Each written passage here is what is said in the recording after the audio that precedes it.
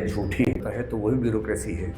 देश को यदि कोई कमाल के रास्ते पर लेके जाता है तो वो भी ब्यूरोक्रेसी ही है। तुम्हारी फाइलों में गांव का मौसम गुलाबी है, मगर ये आंकड़े झूठे हैं, ये दावा किताबी है। सबसे पहली शर्त एक कायदे का लोक सेवक होने की अब ये है कि आप तकनीक के साथ दोस्त हों। और मैं दावे से ये बात कहता हूँ कि दुनिया में पहली बार यदि किसी ने कल्याणकारी राज्य की धारणा विस्तार में लिखी है तो तुलसीदास है। नेहरू जी ने कहा था कि जो मैं चाहता था वो नहीं कर पाया, और उसकी सबसे बड़ी जिम्मेदारी इस चीज़ पर है कि मैं नौकरशाही का स्वभाव नहीं बदल पाया। बहुत बहुत ज़्यादा लिया, दिया बहुत बहुत कम, मर गया देश, अरे जीवित रह गए तुम। देश अंधेरे में डूबा हुआ है और उसमें ऐसा लगता है कि सिविल सेवकों के बारे में लिख रहे हैं। एक शब्द होता है उदरंभरी, जिसका मतलब है पेट भर गया है, और वो क्या लिख रहे हैं? उदरंभरी बन अनात्म बन गए। पेट भर गया तो आत्माहीन हो गए। भूतों की शादी में कनात से तन गए, किसी व्यभिचारी के बन गए बिस्तर। बहुत बहुत ज्यादा लिया, दिया बहुत बहुत कम, मर गया देश, अरे जीवित रह गए तुम। ये नाराजगी है उस कवि की। महसूस करिए जिंदगी के ताप को, मैं चमारों की गली में ले चलूंगा आपको। चलो मेरे साथ, चलो तो सही।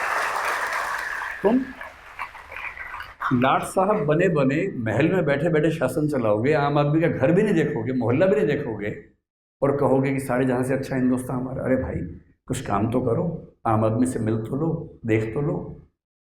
और उस समय के कलेक्टर क्या करते थे? आईएएस अधिकारी बहुत सारे, फाइलों में अच्छी अच्छी बातें, यहाँ गए, बांध बन गया है जो बना ही नहीं, खेतों में हरियाली है जो है ही नहीं, सब फाइलों में चल रहा है। और इसी पर व्यंग्य करते हुए अदम ने फिर लिखा, तुम्हारी फाइलों में गांव का मौसम गुलाबी है, मगर ये आंकड़े झूठे हैं, ये दावा किताबी है, ये सच नहीं है। और अगर तुम फाइलों वाले सिविल सर्वेंट हो ना, तुम्हारी फाइलों में कुछ भी लिखा हो, उन फाइलों से देश नहीं सुधरता है, समाज नहीं सुधरता है।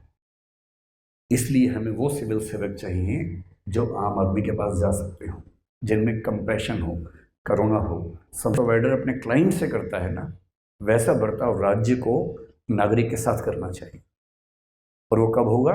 जब सर्विसेज ट्रांसपेरेंसी के साथ हों, समय सीमा के अंदर हो। यदि सर्विस गलत हो तो उसके खिलाफ शिकायत की जा सके, सर्विस प्रोवाइडर को चेंज भी किया जा सके। और 1992 के आसपास ब्रिटिश प्रधानमंत्री जॉन मेजर एक कंसेप्ट लेकर आए जिसका नाम था सिटीजन चार्टर। दुनिया भर में ऐसा फैला कि सब ने उसको अपना लिया, भारत ने भी अपनाया। सिटीजन चार्टर का मतलब है किसी भी ऑफिस में आप जाएंगे तो वहाँ लिखा होगा बड़ा बड़ा कि इस ऑफिस में क्या क्या सर्विसेज मिलती हैं, कितने टाइम में मिलती हैं, न मिले तो आप क्या कर सकते हैं। जब वो भी सफल नहीं हुआ तो हम क्वालिटी ऑफ सर्विस डिलीवरी का मैकेनिज्म लेकर आए, और हमारे ब्यूरो ऑफ इंडियन स्टैंडर्ड्स ने एक कंसेप्ट बनाया सेवोत्तम, कि जो सरकारी ऑफिस इन 3 पैरामीटर्स पे सही उतरेंगे उनको हम एक मानक देंगे सेवोत्तम नाम का, कि यहाँ सेवाएं ठीक तरीके से दी जाती हैं। सूचना का अधिकार आया क्योंकि सरकारी अधिकारी आमतौर पर सूचनाएं देने में यकीन नहीं रखते हैं, ऑफिशियल सीक्रेट्स एक्ट का बहाना लगाते हैं। तो सूचना के अधिकार अधिनियम में साफ साफ लिखा गया कि अगर कहीं कॉन्ट्राडिक्शन हुआ सूचना के अधिकार और ऑफिशियल सीक्रेट्स एक्ट के बीच में, तो सूचना का अधिकार डोमिनेट करेगा, ना कि ऑफिशियल सीक्रेट्स एक्ट डोमिनेट करेगा। एक बार नहीं, 2 बार लिखा गया उस एक्ट के अंदर। ये सारी कोशिशें पिछले 20-25 साल में किस चीज की हैं? क्योंकि उदारीकरण होने से क्या हुआ, ग्लोबलाइजेशन होने से क्या हुआ, भारत के बहुत लोग विदेश जाने लगे। जब विदेश गए तो देखा कि वहाँ की सरकारें कैसे काम करती हैं, बहुत एफिशिएंट हैं। हमारी सरकार वैसी क्यों नहीं हो सकती है? तो उन लोगों ने खूब लिखना शुरू किया। प्राइवेट सेक्टर से सरकार का कॉम्पिटिशन शुरू हुआ। टेली कम्युनिकेशन में प्राइवेट और सरकार साथ साथ जब आमने सामने आ गए, पेट्रोल पंप में सरकार प्राइवेट आमने सामने जब आने लगे, तो लोग कहने लगे, मुहावरा बन गया कि ये काम नहीं करेगा, सरकारी है। इन मुहावरों से सरकार को लड़ना था। कौन लड़ेगा? ब्यूरोक्रेसी लड़ेगी, और कौन लड़ेगा? और इसलिए पिछले 20-25 साल में दुनिया भर के देशों में, इंक्लूडिंग हमारे देश में, ये कोशिश हुई कि ब्यूरोक्रेसी इतनी एफिशिएंट हो कि जो काम जिस व्यक्ति को मिलना चाहिए तुरंत मिले। वो एक क्लाइंट है, उस तरह से उसका सम्मान होना चाहिए। सरकारी ऑफिस में आके दर्दनाक अनुभव था। पासपोर्ट बनवाने के दौरान मुझे लगा कि विदेश जाने का विचार ही छोड़ देता हूँ। इतना खतरनाक एक्सपीरियंस था। लेकिन जब 10 साल पहले मैं उसको रिन्यू करवाने गया, इस बीच में काफ़ी चेंज हो चुका था। पता लगा कि पीएस के नाम की जगह वहाँ जाना है, पासपोर्ट सेवा केंद्र जाना है। तो मैं वहाँ गया, ऑनलाइन बुकिंग हुई। मुझे बड़ी खुशी हुई कि ऑनलाइन बुकिंग भी होती है इसकी। टाइम स्लॉट मिल गया, क्या डॉक्यूमेंट्स लेके जाना है सब कुछ हो गया, फॉर्म सबमिट हो चुका है। तो मैं वहाँ गया, आईटीओ के पास पीएसके में गया। तो एक आदमी बाहर बैठा था, मैंने कहा भाई पीएसके में जाना, बोले हाँ यहाँ से अंदर जाइए। मैं अंदर गया, मैंने माहौल देखा, मैं बाहर वापस आ गया। मैंने कहा नहीं नहीं पीएसके जाना है, पासपोर्ट बनवाना है। बोला यही है जी। मैंने कहा नहीं ऐसा नहीं हो सकता, क्योंकि अंदर एसी लगा हुआ था।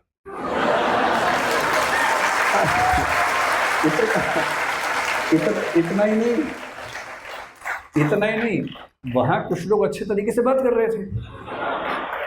मैंने कहा ना ये नहीं हो सकता भाई। फिर जब उस व्यक्ति ने 3-4 बार कहा, बोला सर कईयों को डाउट होता है लेकिन सच में यही बनता है, आप जाइए अंदर।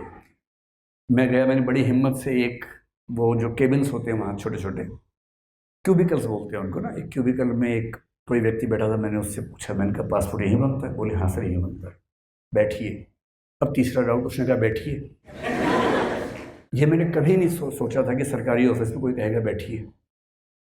फिर बैठा, मैंने कहा कहाँ जाना होगा? बोले सर कहीं भी हो जाएगा, यहीं कर लेते हैं। आप समझ रहे, झटके पे झटके लगते जा रहे हैं। फिर उसने कुछ कुछ किया, बायोमेट्रिक कुछ मार्क्स लिए, सब कुछ किया। आधे घंटे बोला सर हो गया, बस एक बार ऊपर जाना है, वहाँ बस आपको एक बार वो अधिकारी हैं अटेस्ट करेंगे, फिर आपका काम हो गया पूरा। मैं इतना खुश हो चुका था, मुझे साक्षात स्वर्ग की अनुभूति हो रही थी कि मैं जन्नत में आ गया हूँ। फिर मैं ऊपर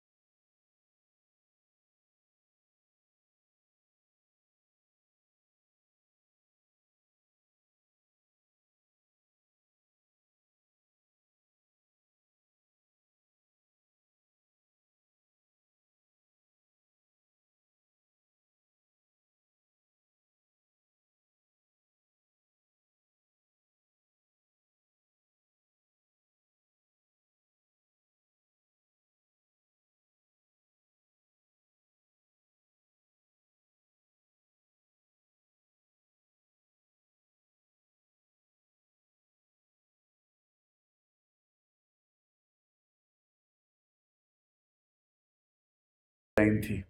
तब तक मैंने 2-4 लोगों से पूछा, वो भी डाउट में थे। मैंने पूछा ये क्या हो रहा है, तो उन्होंने बताया कुछ नहीं सर, ये प्राइवेट कंपनी को आउटसोर्स कर दिया है। तो मैंने कहा